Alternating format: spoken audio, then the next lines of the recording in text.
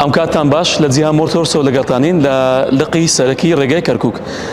هەفتەی دووەمە هاتینەوە بۆ لاتان بۆ ڕاکێشانی خەڵاتەکانی PS5 جانتای ڕەسەنی توێتا و زایدەن شەکەری GR86. ئێستاش دەست دەکەین بە ڕاکێشانی خەڵاتی یەکەم.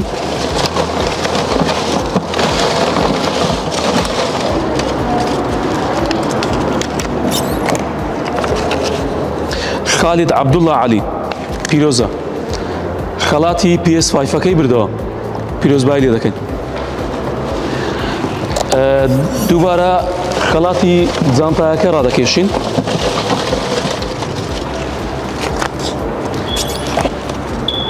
نازم ڕەشید پیرۆزە، پیرۆزبایی لێ دەکەین بردنەوەی جانتای ڕەسەنی توێتە. خەڵاتی سێەم بردنەوەی شەیکەری GR86 کاک سوهەیب حوسێن پیرۆزە، پیرۆزبایی لە براوەکان دەکەین. هیوادارم سەردانمان بکەن لە جیهان مۆتۆرس ئێمە ئەو خەڵاتانەمان داناوە. خەڵاتی یەکەممان PS5ە و خەڵاتی دووەممان جانتای ڕەسەنی توێتایە و خەڵاتی سێمان بردنەوەی شەیکەری GR86 توێتایە. هەفتەی سێمیش ماوە و هەفتەی چارەمیش ماوە. خۆشحاڵ دەبین کە سەردانمان بکەن، هەر کاتێک سەردان بکەی مەرج نییە سیارەش بکڕی.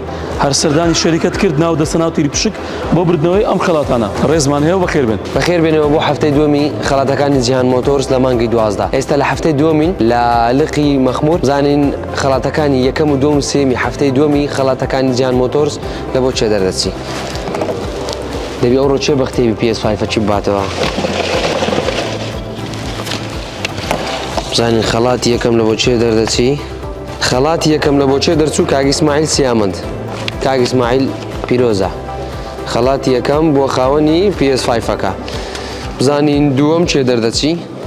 جانتای ڕەسەنی توێتە، براندی توێتە.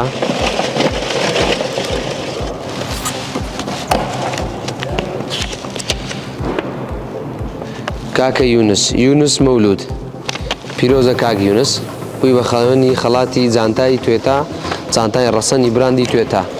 ستاش خەڵاتی سێم زانین گڵاسەکە شەیکەرەکە لە بۆ چێ دەردەچی. خەڵاتی سێم و کۆتایی کاکە دەریا یونس، کاک دەریا پیرۆزە خەڵاتی سێم. هێشتان بێ هیوا مەبە، دوو هەفتە ڕۆی دوو هەفتەش مایە. خەڵاتی PS5 جانتای براندی توێتە، گڵاسی GR هەر بەردەوامە. پێویست ناکە هیچ شتێک بکڕی، تەنها سەردانی لقەکانمان بکە و ناوی خۆت بەجیبەر لە بۆ دیاریەکان. سڵاتان لەبێ گەڕاینەوە لاتان لە هەفتەی دووەمی دەرچوونی خەڵاتەکانی کۆمپانیای جیهان مۆتۆرس لە لقی سلێمانی.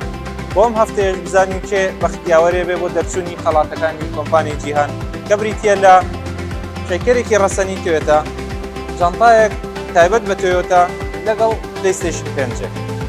هەر ئێستا دەسەکەین بە تیر و پشکەکە. زانین کێ بەختیاوەرێ بێ بۆ خەڵاتی سێەم کە بریتیە لە شەیکەرێکی ڕەسەنی توێتە. ئێستا تیر و پشکەکەکەین و بزانین کێ بەختیاوەرێ بێ بۆ دەرچوونی خەڵاتەکە.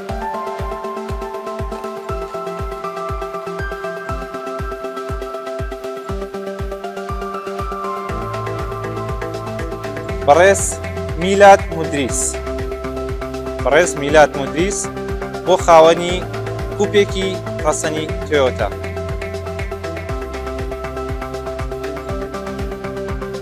ئێستاش دەسەکەین بە ڕاکێشانی ناوی دووەم کە بۆ تایبەتە بۆ دەرچوونی جانتایەکی ڕەسەنی تۆیۆتا. زانین کێ بەختیاوەرێ بێ بۆ دەرچوونی جانتاکەمان کە بەتەنها سەردانیکردن بۆ کۆمپانیای جیهان مۆتۆرس ناوچە چێشتا تیر پشکەوە بۆ دەرچوونی یەکێک لەم خەڵاتە گرانبەهانە.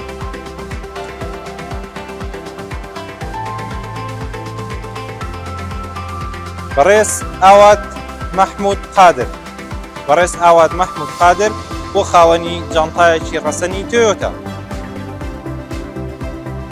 ئەم کەمپەینە بۆ ماوەی 4 هەفتە لە مانگی 12 بەردەوام ئەبێت.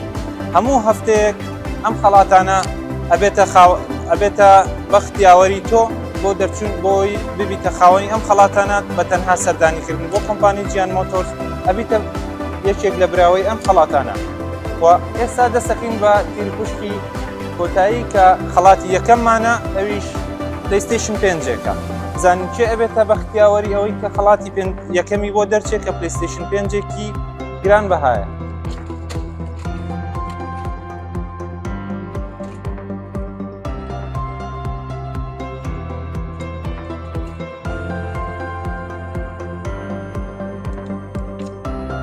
بەڕێز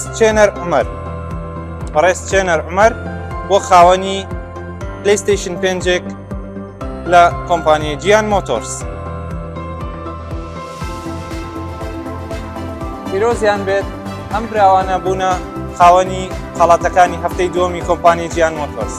بۆیە ئێوەش دەتوانن بە تەنها سەردانیکردنتان بۆ کۆمپانیای جیهان ناوتان بچێتە تیرروپشکەوە بۆ دەرچوونی یەکێک لەم خەڵاتە گرانبەهایانە. سلاف ji kompanya Cihan Ebruke de rabin bi rakêşana xelatên heftiya duê ji xelatên heyva 12 ku ew jî pêk têt PlayStation 5 gel çampekê û kûpekê Toyota'yê serkeftiyekê jî ku dibîte xudanê PlayStationê ye em dinûke dest pêkin xelatê ewilî helbijêrin. Çok bilin.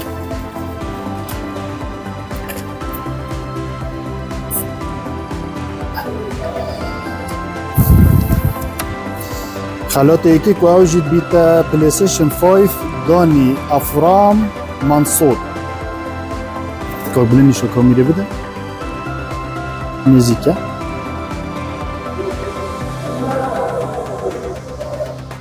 Dênûke rabîn bi rakêşana xelatê duê ku ew jî pêk têş çantakê Toyota ye. Kabulî dênûke bi me navekî kêşît.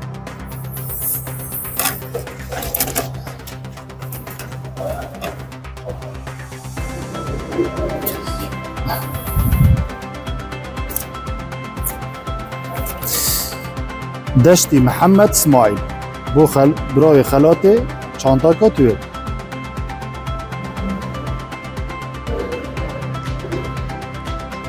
بله نوکه دی رابین براکشان خلات سه و اوجی کوپک جی آره یه حراریه خلات سه که بلند نوکه بمنا بایی کشید کرم ببینم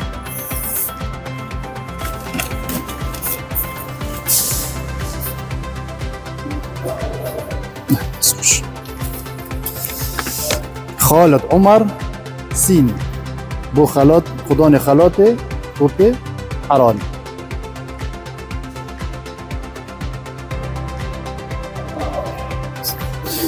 هیویا بختگی باش بو همیا اوه سردان کمپانیا جیهان بکد ما 2 هفته دمانشتا انشاءالله ده ناویهت نویسین بو هر سه خلات دیده بردست بن و بختگی باش بو همیات خوازینو سرچاپ